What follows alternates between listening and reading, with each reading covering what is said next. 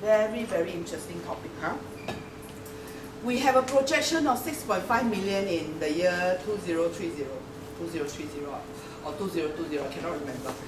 But that projection actually is the government's estimate of how big our population will become, taking into consideration influx of people and taking in consideration our own natural growth. Although you all know that Singaporeans don't like to give birth to babies, but government has been trying. Okay, so the growth of population is projected. Then they will project the growth. Where are these people coming from? Are they all migrant workers? Are they all blue-collar worker, white-collar worker, or are they our own domestic growth? Then by how many years, we will need how many new towns for people to stay?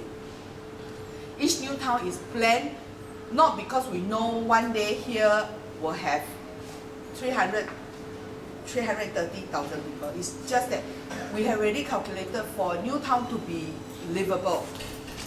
You cannot exceed a certain amount because your electricity, your water, your amenities will get too big to support. You know, like certain cities in China, during summertime, all their factory will be closed. Why? Because they will be short of electricity. So our new town is designed this way. All of them now about 200,000 to 300,000. Not bigger than that, not smaller than that. Why? I can tell you why. Because when we first started, we built new towns as about 100,000 people. Then we realized no economy of scale. You build parks so big, nobody use, you know. Based on Singaporeans' lifestyle, we work.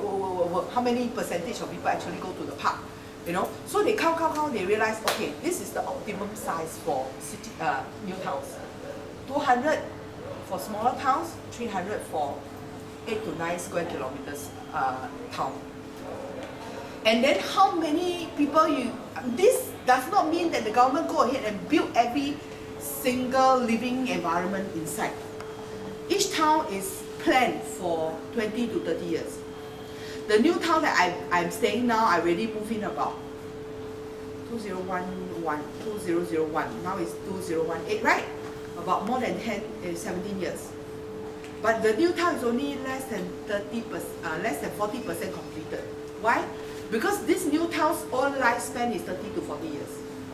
So when the government will decide to build when there is a demand, so you will see in my new town a lot of empty plot of land. Toa Payoh, built in 1964. Do you think it has empty plot of land now? Still have. Our government has a very cautious way of planning. We do not build on every piece of land because we tell ourselves we never know one day we need something here. So for older towns like this, we may take down and rebuild, but we may use the existing empty reserve land to build.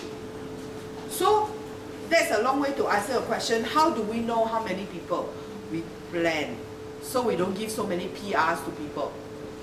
Then we want our own domestic crop to grow, we give a lot of money for people to produce baby.